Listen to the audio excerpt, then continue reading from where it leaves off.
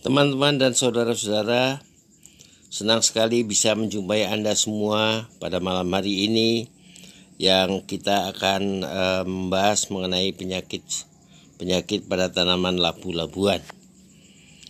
Seperti diketahui bahwa pada presentasi yang lalu sudah saya utarakan bahwa ada 3 macam penyakit-penyakit utama pada tanaman labu-labuan, yakni yang pertama adalah penyakit busuk daun atau embun bulu atau downy mildew yang disebabkan oleh cendawan Pseudoperonospora cubensis. Kemudian yang kedua adalah penyakit embun tepung atau powdery mildew yang disebabkan oleh cendawan Erizifer. Kemudian yang ketiga adalah penyakit antraknosa yang disebabkan oleh cendawan Colletotrichum lagenarium. Pada pertemuan yang lalu kita sudah membahas mengenai penyakit busuk daun atau embun bulu, dan kali ini kita akan membahas penyakit antraknosa yang sering juga menyerang pada tanaman labu-labuan. Penyakit antraknosa ini ditularkan terutama menyerang tanaman labu-labuan, terutama mentimun di dataran rendah, juga menyerang semangka dan melon. Kemudian penyebaran lewat spora, melalui percikan air, embun, dan sebagainya.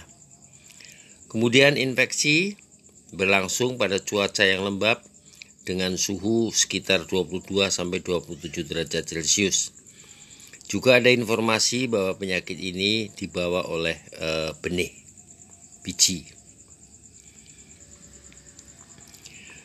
Gejala penyakit antraknosa seperti terlihat dalam gambar ini berupa bercak-bercak yang kurang lebih membulat dan agak cekung atau dekok pada daun, dan itu nyata sekali pada jaringan-jaringan yang agak tebal.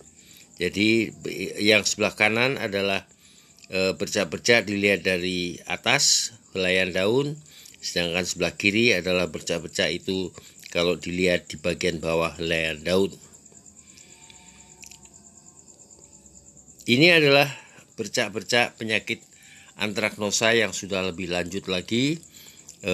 Bercak-bercak itu kemudian menjadikan jaringan-jaringannya mati dan membusuk seperti terlihat dalam gambar.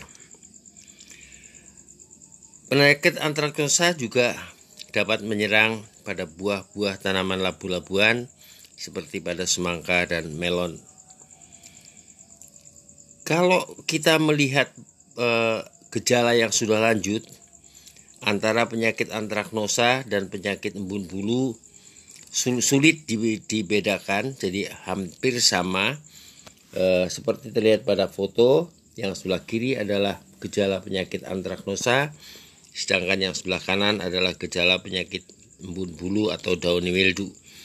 Akan tetapi kalau kita melihat pada awal terbentuknya penyakit ini, itu gejala-gejalanya akan jelas sekali kelihatan berbeda.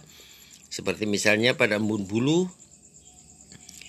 itu gejala awal dimulai dengan terbentuknya bercak-bercak berwarna kuning, bersudut-sudut, biasanya kurang lebih segi 4 dan dibatasi oleh tulang-tulang daun. Kemudian bagian bawahnya ada timbul bulu-bulu halus, oleh karena itu disebut embun bulu. Sedangkan pada antraknosa gejalanya kurang lebih membulat. Kemudian di bagian bawah juga terlihat bercak-bercak seperti terlihat pada gambar. Itulah perbedaan gejala antara embun bulu dengan antraknosa. Pengendalian umum bagi penyakit antraknosa ini kurang lebih sama dengan pengendalian umum pada penyakit-penyakit lainnya. Yang pertama adalah pergiliran tanaman dengan tanaman-tanaman yang bukan tanaman labu-labuan. Artinya jangan menanam tanaman labu-labuan terus-menerus pada lahan yang sama. Kemudian yang kedua adalah memusnahkan sumber penularan, yakni sisa tanaman-tanaman yang sakit. Kemudian yang ketiga adalah berikan nutrisi yang seimbang dengan cara pemupukan yang seimbang dan cukup agar tanaman menjadi sehat. Ingat juga bahwa pemupukan yang berlebihan juga kurang baik bagi kesehatan tanaman. Kemudian tanaman yang sudah terserang berat hendaknya segera dicabut dan juga dibakar.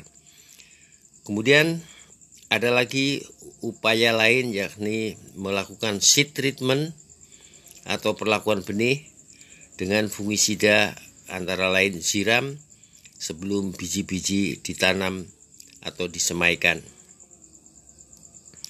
Dan yang terakhir adalah penyemprotan dengan fungisida.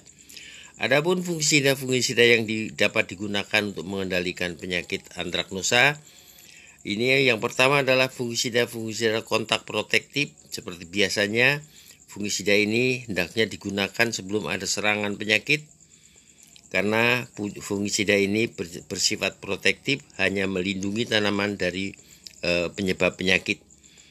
Senyawa organik sintetik yang bisa digunakan antara lain adalah fungisida seperti verbam, metiram, mancozeb, manep, probinep, tiram, ziram, dan sebagainya.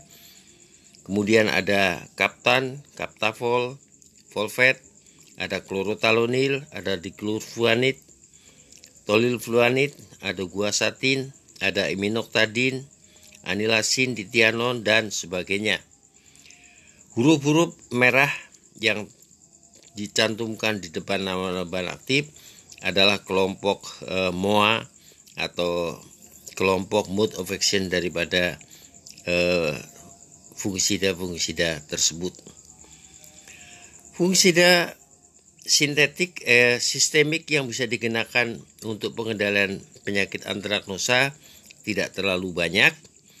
Dari berbagai sumber yang bisa saya lihat, hanya ada 3 bahan aktif yang mencantumkan antraknosa sebagai target organismenya, yakni azoxystrobin, kemudian difenokonazol, dan imibenkonazol. Itulah dia sekilas mengenai penyakit antraknosa. Mudah-mudahan presentasi ini bisa bermanfaat, dan terima kasih atas perhatian Anda. Kita bertemu pada kesempatan lain selanjutnya. Terima kasih.